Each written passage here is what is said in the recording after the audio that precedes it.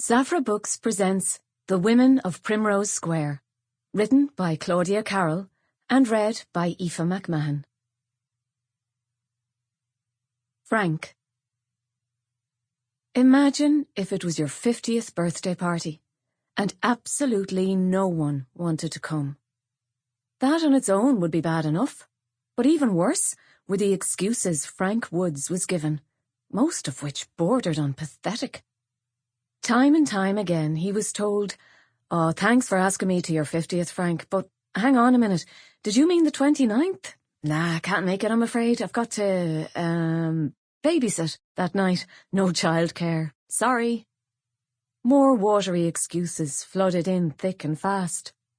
"Yeah, 50 is a big deal and all that," said Phil from next door, snapping on his bike helmet as he and Frank left their respective houses on Primrose Square for the dawn commute to work.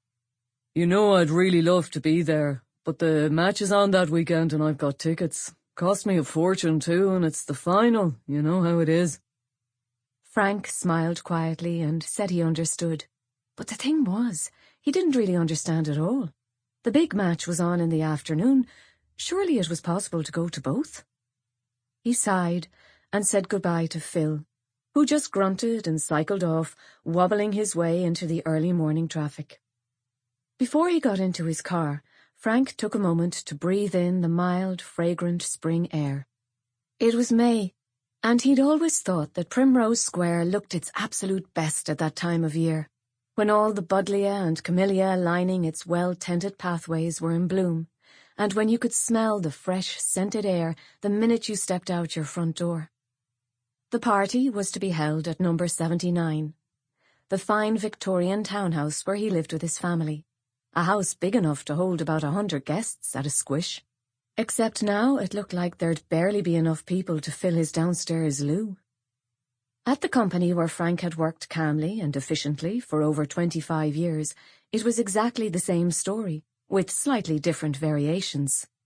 "Oh, for fuck's sake," said Florence from finance, clamping her hand over her mouth when Frank handed her a neatly written invitation.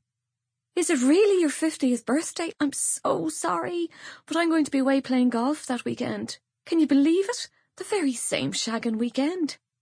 "Can't make it, Frankie boy," shrugged Joe, the sales director who went to so many company functions.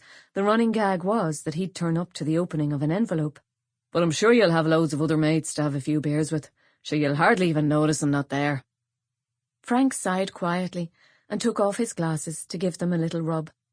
Then he took a good long look around at his work colleagues. He thought of all the vouchers he'd shelled out for their 30ths and 40ths, even when no one had bothered to invite him. He remembered all the office weddings that he hadn't been asked to, but had still chipped in for a present anyway, never once complaining. He just did it because it was the right thing to do, the kind thing to do. He thought of countless work dues where he'd invariably end up being the designated driver for his colleagues, ferrying everyone home at all hours without as much as a thank you.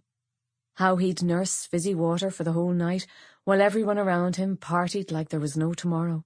Not to mention all the nights out after work, which somehow everyone would forget to include him in. Frank had often overheard the younger staff members chatting about him behind his back like he wasn't even there. He knew perfectly well that his nickname was Mr Cellophane from the musical Chicago, because no one ever seemed to notice whether he was in the room or not. Not that he minded, really. He'd always assumed it was an affectionate nickname, given fondly.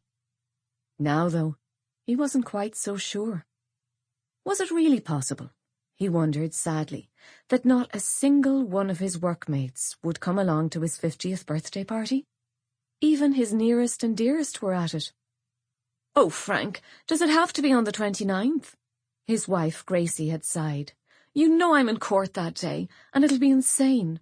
Sorry, love, but this case is make or break for us, and I can't just drop everything to organise a birthday party in the middle of it all.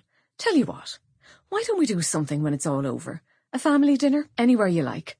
I'll even pay, and I'll let you pick the poshest restaurant you like. How about that?"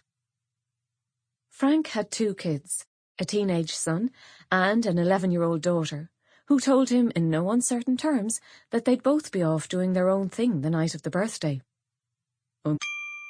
Sample complete. Ready to continue?